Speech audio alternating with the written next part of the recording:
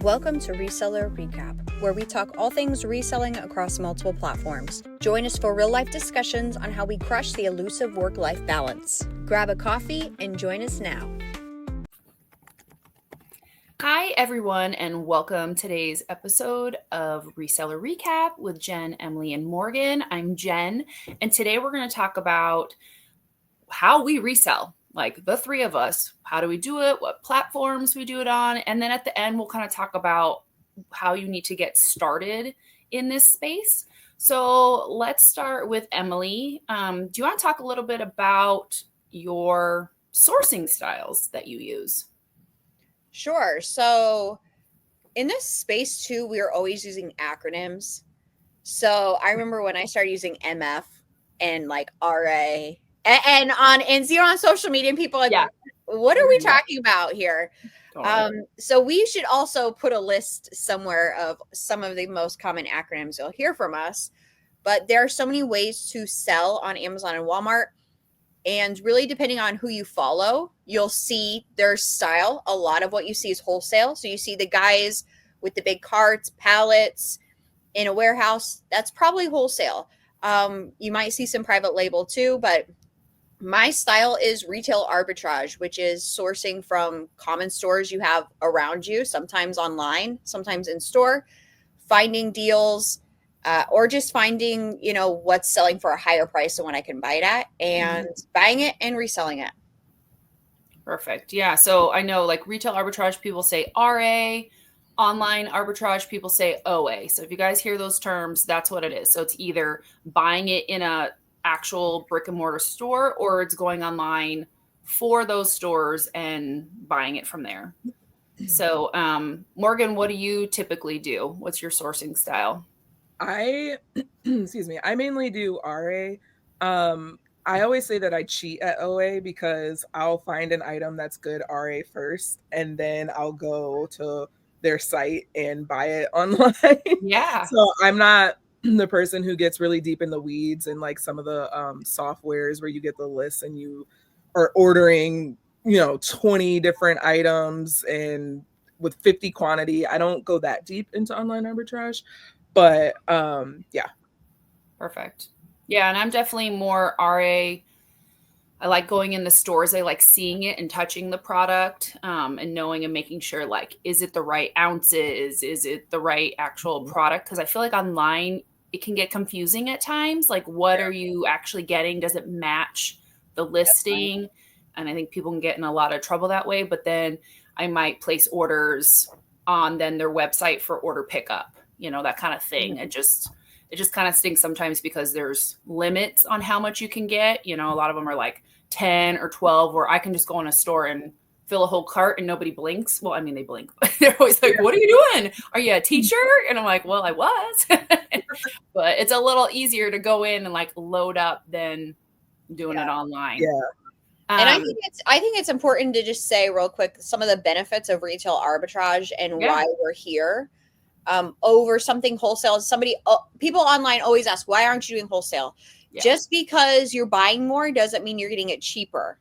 Mm-hmm. And you'd be surprised that a lot of times Walmart is the cheapest price on products. Mm-hmm. So we are getting it the cheapest way. And especially if we're buying online, we're getting it cheap and having it shipped to our house, which is awesome. And another benefit is you're not buying huge quantities, which could seem like a downfall, but for us, we feel comfortable placing orders, picking up the quantity we're buying, basically. Yeah. We are not buying pallets. So if the brand comes in and says, don't sell us anymore, Amazon says, don't sell us anymore, it's not thousands of dollars in loss. Usually we have maybe a couple hundred units, usually yet less, that we have to deal with. So the benefit of this is less risk. Yeah. For sure. What do you guys think? People don't think about like Walmart, Target, guess what? Like they're buying wholesale and they have thousands of stores. So they're getting a better price than a lot of us would, if we were in the wholesale space, because we might say, oh, we can buy 2,000, but they can buy 20,000. So they're getting really low prices. And a lot of times they pass that along. I've been really impressed lately with Target's prices on products. Plus then there's sales that we can take advantage of. There's rebate programs we can take advantage of. So there's ways to just get things cheaper and cheaper.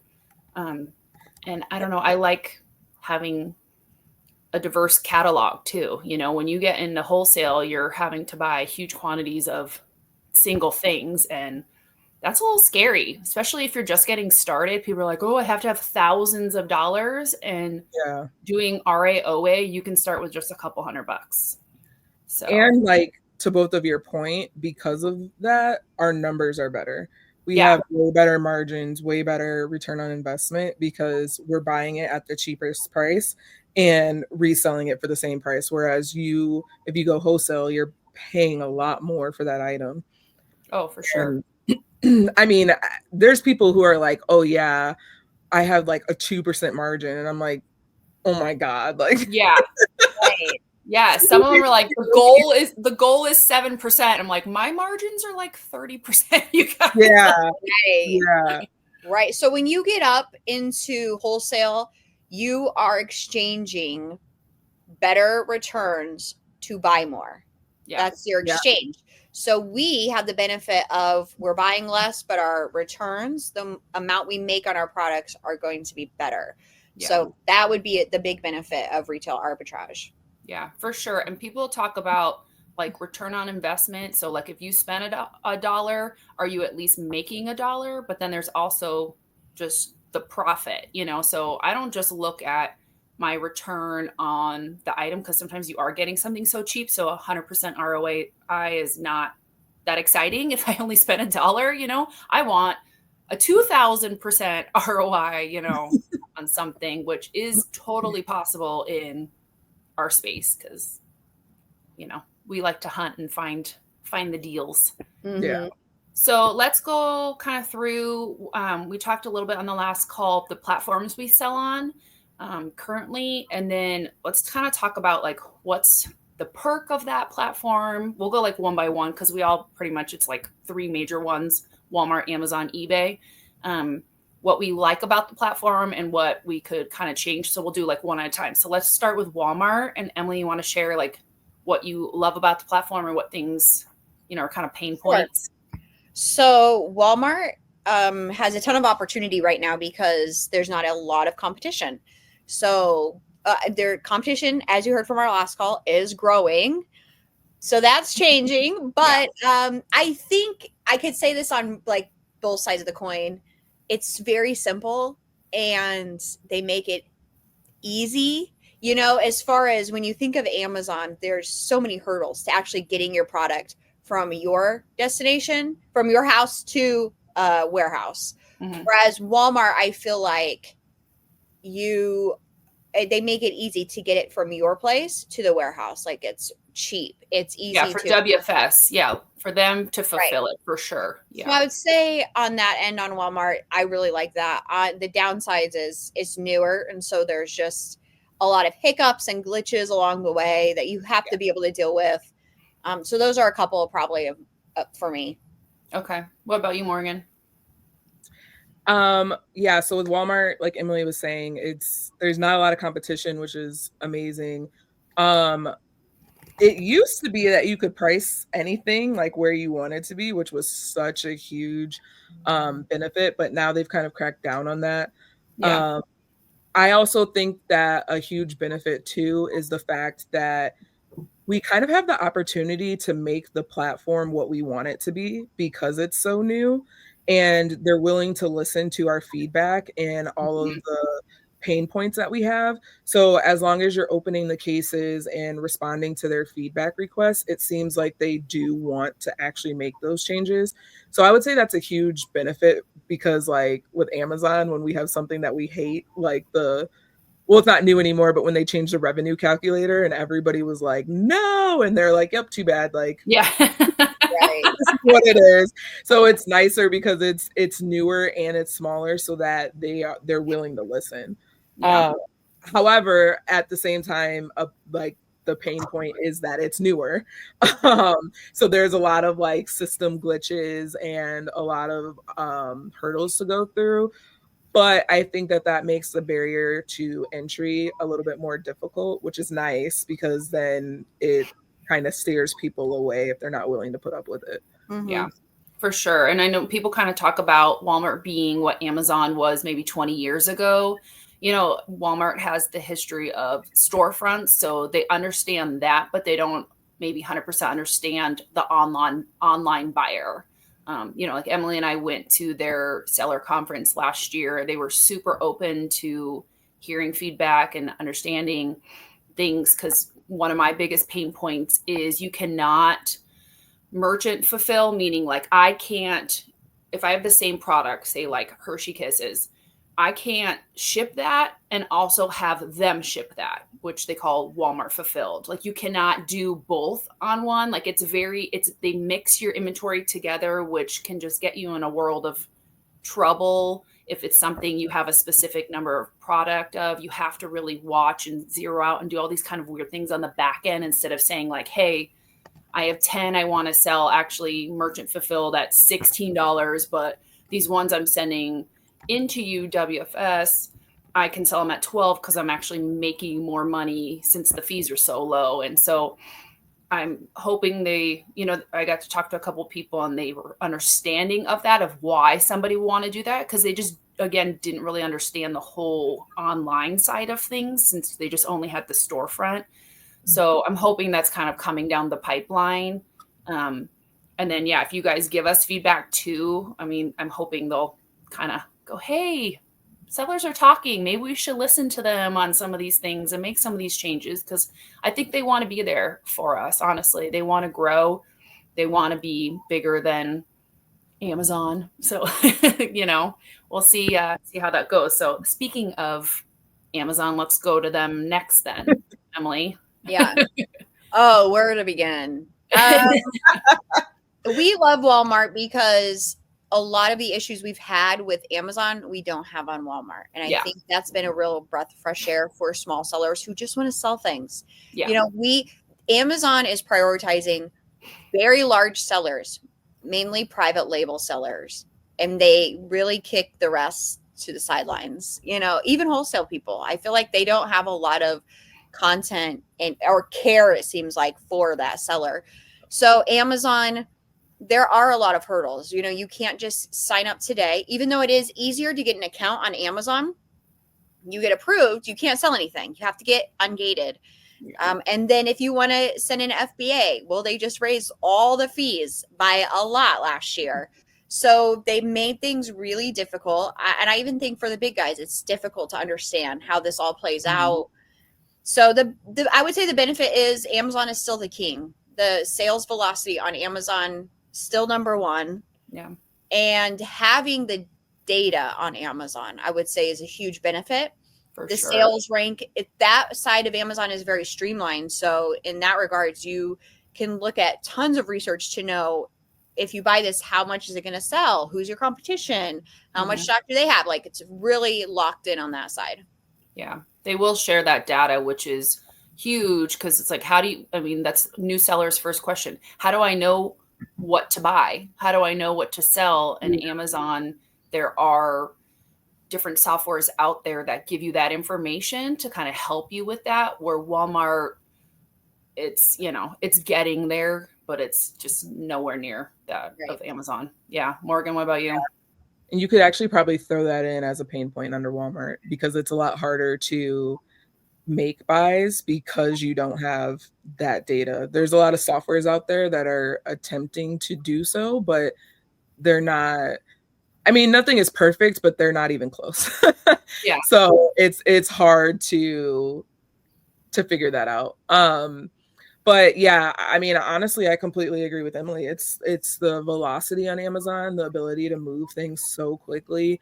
Even if you're not doing FBA, just with merchant fulfilled, you can really take off.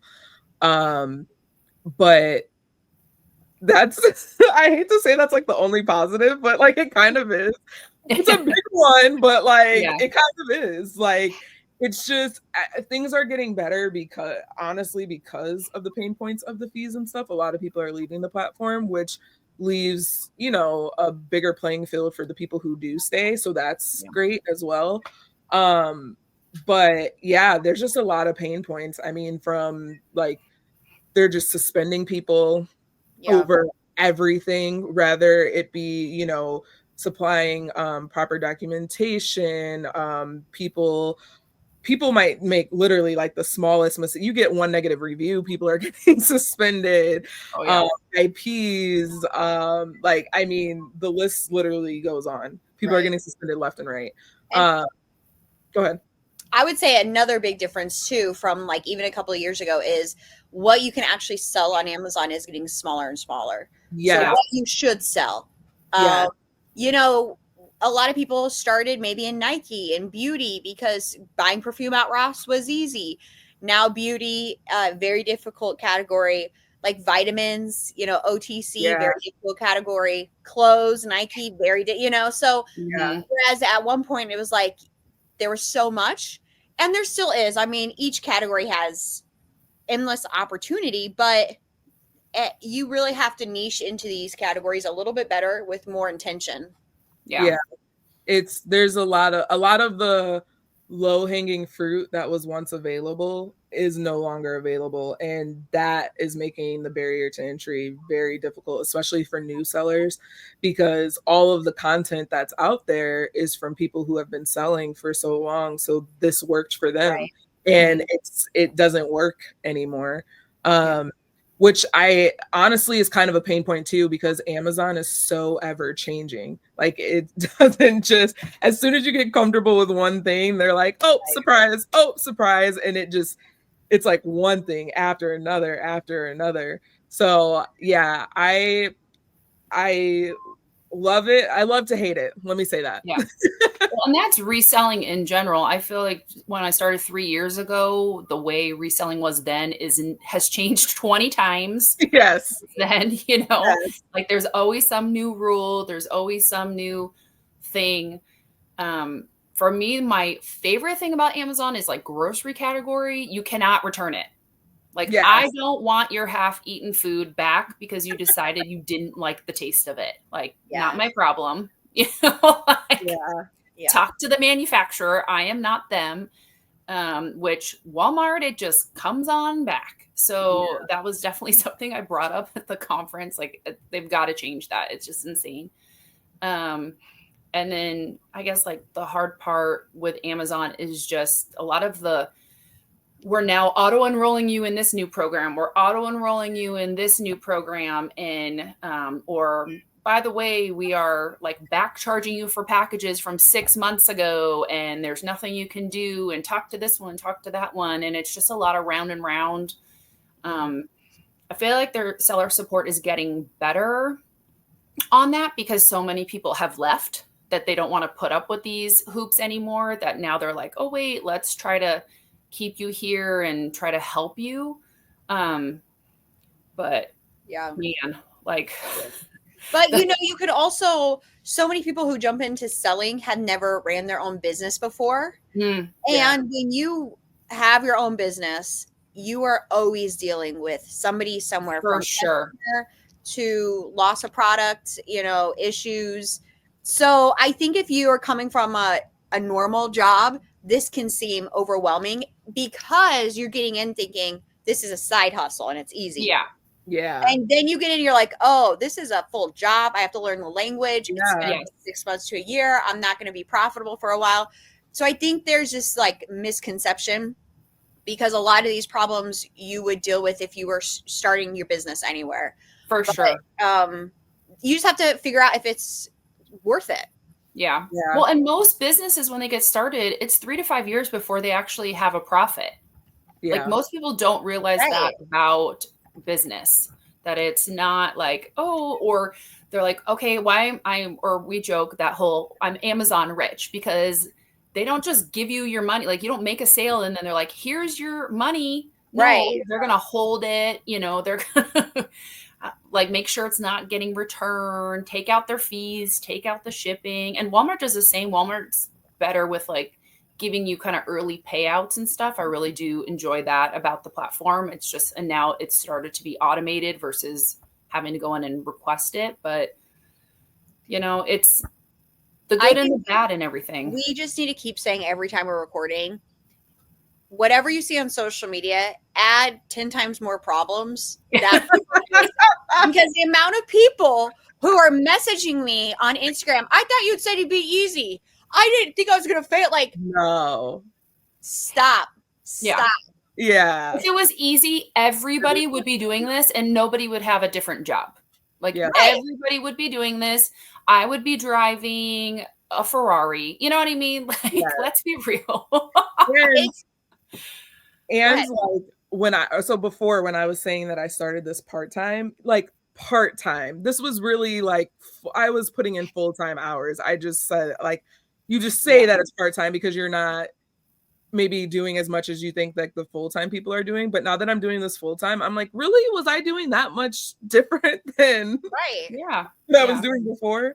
Well, and I have flexibility with this job, which I love. Okay, so I go on a field trip with my kid, but guess what? Then I'm staying up till midnight that night to finish like packing orders and catching up on emails and replying to customers that are mad that it's delayed, but it snowed by them, but they want like a carrier pigeon to bring it to them through the snowstorm or the blizzard. You know what I mean? Like, okay, you have to have some patience, people. Right. So I think I could lead us into eBay because I think a lot of people find reselling. What they want is something like eBay, Facebook Marketplace, where it is relatively straightforward. You're going to get your money back pretty quickly.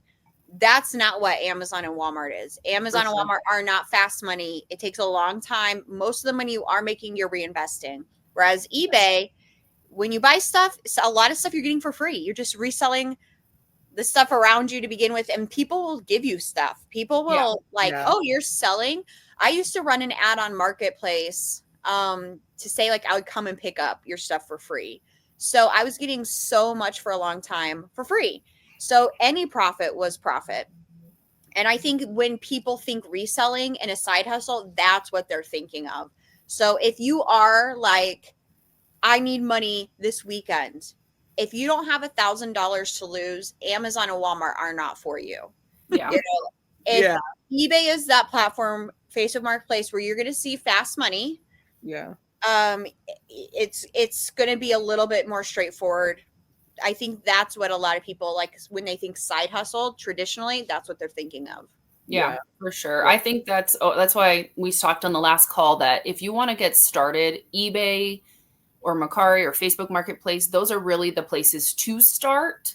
So you understand what reselling is like, how to deal with customers, how to ship packages, just, give yourself some grace. Even to turn, like Emily was saying, even to turn your money faster, like for all of your startup costs, like start there, learn the platform, but now you have money to like start saving up. Unless you just have money, like, laying around. And I'm going to be honest, like this can get really expensive real quick, depending on how you go about this. And there's so many, especially when you first join, there's so many softwares throwing themselves at you and you need them all and you don't. So like, like I said, it can get real expensive real quick. So eBay, I feel like is easier to turn your money faster, put money aside for this, or even if you just need the money right then and there, and then hop into the other businesses. Yeah. Platforms. Because there's a lot of stuff, especially like if you're going and you're finding clearance, let's say at Walmart, some of those brands you can't sell, or a lot of them you can't sell on Amazon and Walmart, but could you go stick it on eBay and Facebook Marketplace? You betcha. And so buy the thing that's 50 cents or $1, you're not having a huge investment, and see how it goes. Like, I think it's knowing your audience too on eBay. Like what do people normally go to eBay for? So like, you're not going to post like, I don't know. I don't have any good examples off the top of my head, but like certain things you're not going to post on eBay that you would post on Amazon and Walmart. Whereas like if you have a discontinued beauty item, maybe that you can't list on either platform, eBay is going to be the place for that. Right. So yeah. Well, or I do a lot of my returns. Like I get a return back and they've opened it, or you know what I mean? Like it's just not in perfect condition and I can't sell it on Amazon or Walmart anymore, but I can go stick it on eBay, like somebody opened the Lego box. Like I can't sell it now because it's opened, but I could go stick it on eBay and at least get my money back, so I'm not out that, you know. Probably one of the biggest downsides of eBay is you have to create your own listings, take your own pictures. Yes. And so that would be maybe one of the biggest, you know, where you don't have that on Amazon and Walmart. You're not taking pictures, creating listings. You are for each and every item you sell on eBay. So that's where it can get really time consuming. So even though you are making maybe a good profit on your products, you have to put in some work. And it's like, I like their new AI feature though. Have you guys tried that? Where it's like writing the details? But you still have to like proofread it. Cause like say something and you're like, what? It's like, also I really I like making my own listings because at least I know that it's right. But then I'm like, okay, if I do sell similar, you have to like really comb through what people have put in there because people will just put anything just to get something listed.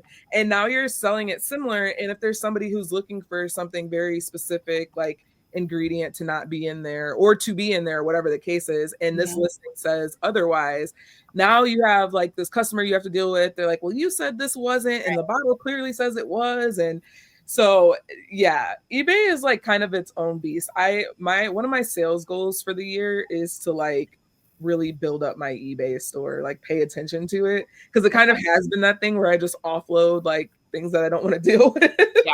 But I really want to like be strategic in how I deal with eBay this year.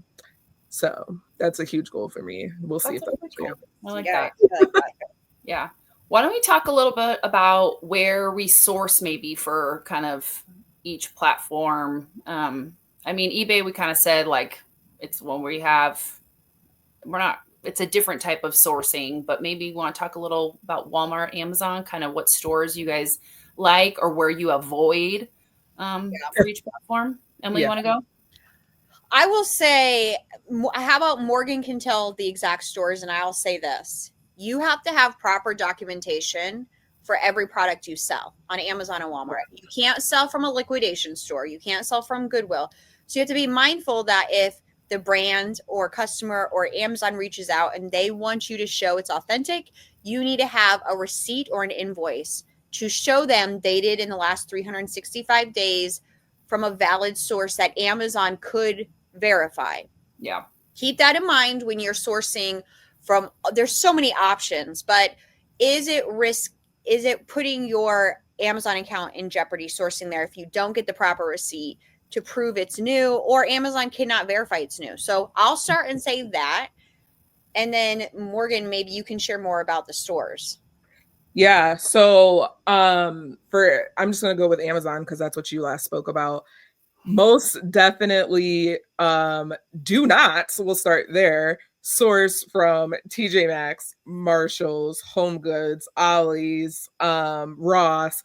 Those liquidation stores once were really, really good for Amazon and you could make a lot of money, but I'm going to call those the low-hanging fruit because you can get in a lot of trouble buying stuff from there. I used to be one of those people that was like, oh, whatever, it'll never be me. And I actually got IP'd and I did everything they said. I had the receipt, I had the item, pictures, all that. And Amazon was like, nope, like not good enough. And so I had to deal with that IP on my account. So you'll see a lot of people, they show you that they're sourcing in those stores. I am just like a huge advocate for not doing that anymore because it was me. Like I always said it would never be me and it was. So on the flip side though, now until Walmart gets strict on this stuff, you could technically source those stores for Walmart. But again, I would still have the proper documentation. For me, back to Amazon, I source at Walmart, Sam's Club. I'm trying to think of the main ones. Walmart, Sam's Club, Target, like your grocery stores. And honestly, the same thing for Walmart. I do a lot of Walmart to Walmart flips. So Walmart, Target. Sometimes you can find stuff on Amazon that you can actually flip back on Walmart, along with like local grocery stores. Honestly, for me, like anywhere that I go is a sourcing opportunity, which is kind of a problem. Because when we go out of town, I'm like, oh, I've never seen that store before. Let's go see. And then next thing you know, we're in the store for like 2.5 hours, and I'm standing. My husband's like, "Are you kidding me?" Like, so yeah. Really, as long as you can get proper documentation, proper receipts, anywhere could be a sourcing opportunity. And I mean, you could also shop those liquidation stores for eBay because that's not quite as strict. I would tread very lightly on beauty across all of the platforms because there's a lot of legalese coming in with FDA and a lot that you probably don't want to be wrapped into. Beauty is becoming very restricted very quickly, along with personal care, OTC. So like your toothpaste and your medications, all of those categories on Amazon are literally restricted already. But it's coming to Walmart. Every couple months you see Walmart talking about these brands are going to be gated in this period of time, like sell out of it. Even with eBay, if you get a counterfeit on certain beauty items and you can't prove the authenticity, it's a problem. You can get veroed, you can get kicked off the platform. Like there's just beauty is tread lightly. It's fun. It's a fun category and there's a lot of money in it, but is it worth your business? Literally. So I don't know. When we talk about like you can lose your account for these things, like Amazon, if you lose your account, they're keeping your money. So you could have had a great month. You sold $10,000. Somebody comes and says your beauty thing's a counterfeit. Boom. They're keeping all that money. Yeah, that's it. Like they don't. Walmart at least is like, okay, well, we'll give you a little bit of time to try to work this out with us, and then if not, we'll pay you the money in 6 months. You know, they're going to hold it for 6 months, but they'll at least give it to you eventually. Right. But Amazon's like, too bad, so sad. Like, and on all three of them, if you get shut down, like indefinitely suspended, you cannot open a new account. No. Like it doesn't matter if it's in your spouse's name, even if you try to do a different IP and they find out, you're done. Like, and they'll even suspend your actual buyer account too. So you cannot be on any of the platform, period. So is it worth that? Yeah. Probably to make $2 extra getting this at a liquidator versus going to just Walgreens or you know what I mean? Like, come on now. So I think it's important to keep in mind where you're getting your information from. Yeah. Big weight on that. You know, anybody can say anything they want on social media. Yeah. There's no fact checker taking down the wrong stuff. So this is your business. You should treat it like that. You should do your own research. You shouldn't message randos online important business questions. Yes. Your bank account, your taxes, sourcing, research. Like these things are so important. You need to know your source, verify them, but do your own research. Yeah, if somebody's emailing you saying they have this great product for you to buy, they have like, you can make so much money and here it is, run. And it will happen. Why? It will happen. Like that is, like the prince in Nigeria trying to take your account. Right. Run. Yes. Right. Yeah. Absolutely. And then I always love all the people that are like scanning in store. That's great. And they're putting it in their cart. But did you see them pay for it and take it home and list it? Or did they just put it in their cart to make a video for you to watch it? Because they really just made more money by you watching the video. Right. So, influencing. Yes. That's what they do. Yes. Also, I'll say too, like when I first started, this is probably a problem, I'm being real honest, but like I became obsessive about reselling. So like everything that my Facebook, I was in all of the reselling groups because I wanted to know all of the problems about, I started with Amazon. So I want to know all the problems about Amazon, how people were fixing it. I would literally just scroll on Facebook for hours, just reading like people's problems and how they got it fixed. I was watching all of the YouTube videos, all of them. Like if you name somebody, I've probably seen it. All of them. And then once I got like I finished those. I'm like, now I'm gonna start watching eBay. So then I started watching everybody who sells on eBay. Like I literally was indulging myself in all of the content. And I'm not saying that you should do that, but that's how I learned what was good, what was bad, and then where to go from that. It's really hard to find solid communities that are not just like, first of all, rude or Right. or very condescending. There's a lot of interesting resellers out there, to say the least. But you kind of have to like vet your way through. Hopefully you're lucky enough to find crazy flipping mom community first, and then you won't have to worry about any of that. That was not my case. I found a lot of bad groups. I did find some good groups too, but ultimately this was the one. Crazy flipping mom community was the one that I ended up in, and it's just such a great community full of so much knowledge and friendly people who are actually willing to help you, versus some of these other groups. People are like, they're wrong and they're nasty, I'll say that. So yeah, it's just really all that to say, one, it's really important to do your own research, and two, community is also really, really important.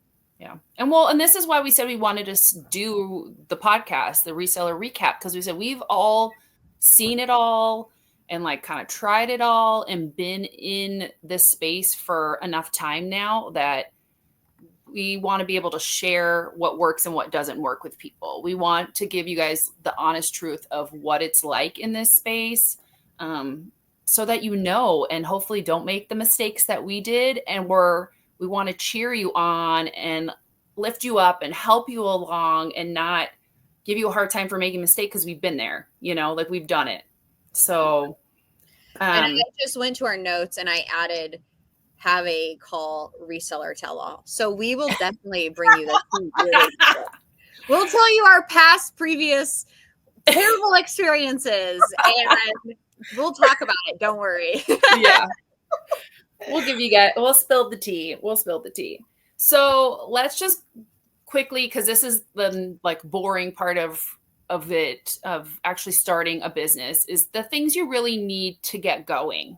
Like what stuff should you have in place before you actually, because some people, especially in the community, they're like, oh, I just signed up for Amazon. Like they haven't done anything else. They already started paying to have an Amazon account, but they have nothing else in place. So Morgan, you want to talk about like the first things really someone should have, and we'll kind of touch on the few others. Yeah. So first things first, getting a EIN, which is an employer identification number, through the IRS is super important. Do not pay anybody to do this for you. Literally go to the IRS website and you can like type in employer identification number, EIN, and the application will come up. It takes not even a full minute to get fully applied for it. They'll then give you, you can get it mailed to you or a PDF. Once you have that, you do need to register with your state for a state tax account. You generally will not pay any taxes to it, but you do need to have one just because you have a business in said state. And now the next part is very dependent on your state. In the Midwest where I am, you have to register an LLC.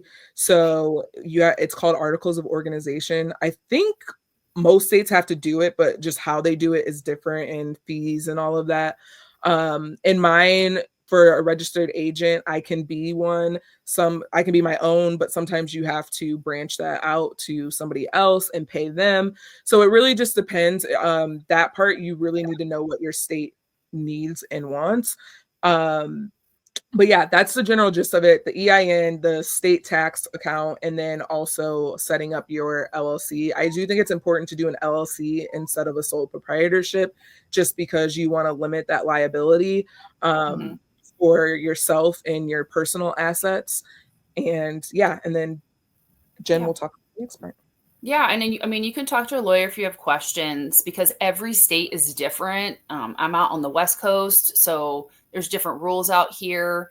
The nice thing with that, like resale license Morgan was talking about, at least in the state I'm in, it also gets me tax exempt at a lot of places. So each state just has different rules. So it's really important to just spend a little time doing that research. If you're unsure, consult people, but you don't really have to pay companies to do it for you, because a lot of them will charge you like $700 for something that would take you 10 minutes of research. So save yourself the money. The biggest thing that it's like, oh, if I wish I would have known this in the beginning, you set up a separate address. Don't, when you make your LLC or EIN, don't set it up under your house. There's just kind of some crazy stories that are coming out of people that are saying customers are showing up at their homes to complain. So get a PO box or get a separate address. When you get a PO box at either like UPS store or the post office, you can ask for a physical address, because Amazon's not going to let you open an account with a quote unquote PO box address. It has to be a physical address. The thing that I wish I would have known when I opened mine is that one part of the post office PO boxes in our facility is one zip code and one half is a different zip code. And so if you Google search the address, it pulls up a zip code different from mine. And at one point I had lost my Walmart account for like 3 weeks because they had Google searched and was saying my address was not valid when I had been fine functioning there for 2.5 years. Shout out to Seller Basics. If you guys don't know them, they're a great resource. Paul and Joy, they'd be good people to talk to too about setting up your LLC and things like that. But they were able to, figure out like why they're saying my address is bad. So, that would be the PO box side of it. Emily, you want to talk about the financial side of it? Oh, I have so much to say. Yeah, thank you for asking. Thankfully, I have a husband and we split some of these job responsibilities up. He does a lot of the bookkeeping and managing the businesses. I sell. I find stuff to sell. That's what I'm good at. So a lot of people will be like, hey, tell me about how you set up a business. No. Yeah, I'm not the one to tell you, but I will say this. The best thing you can do is separate your personal and business expenses. Okay. Number one thing, don't mix your grocery shopping at Walmart with your sourcing buying at Walmart. So first step, go get a separate business account. Everybody knows this. And I will also add, even if like myself, even if that's not my topic, taxes, bookkeeping, it's not what I do, I still need to have an understanding of how that works for my business. Mm-hmm. I need to have a good understanding of the fees, Amazon, because even though Brandon is doing the books, he doesn't understand Amazon fees. Mm-hmm. So it's still important that you just don't outsource all of this. I mean, at some point, maybe you do, but you still understand what you're getting involved with, a basic understanding of how a business runs. But go separate bank account from the start. So at the end of the year, when you're doing taxes in your books, you're not trying to decipher what purchase was what. Yeah. Absolutely. And that's a big thing. Like I remember trying to find a CPA and a lot of them were like, oh, resellers are so hard to keep track of because a lot of things we buy look like personal things. And so if you are not separating them out, like they don't want to have to take that on, our bookkeeper doesn't want to take that on to try to figure out, were you, like I said, buying the Hershey Kisses for you or were you selling them? Like what's and happening? If they do, you're going to pay a lot of extra money for them to go and fix your books. Yeah. That's very cool. I would like to keep the money in my pocket. Thank you. Not theirs. So I'm selfish like that. Yeah, definitely. Okay. Well, I think you guys have anything else to add about any of these? I mean, I know we'll get, as episodes go on, we'll get more deep dive into these topics and share more, but we want to just kind of keep you guys overviews here in the beginning few episodes. It can be overwhelming at first. Start small, start with what you have. Don't think you have to go, to the deep end overnight. There's so many resources on YouTube that will help direct you. And make a plan, be intentional. This is a business and it's going to take time. So don't be overwhelmed. We've made all the mistakes you have, but be consistent. Yeah. And ask questions. Like Morgan said, like, you should be able to ask questions and not get yelled at, because you don't know that you don't know what you don't know. So don't other people out there, stop being mean to them. Right? We're nice. You can be nice. Right. Golden rule. Right. Thank you guys for joining us today on Reseller Recap. We'll talk to you next time. Bye. Bye.